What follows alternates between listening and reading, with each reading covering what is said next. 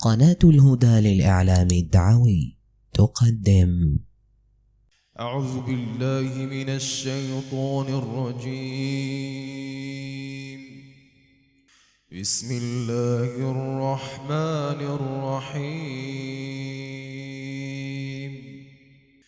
والشمس وضحاها والقمر إذا تلاها والنهار إذا جلاها والليل إذا يغشاها والسماء وما بناها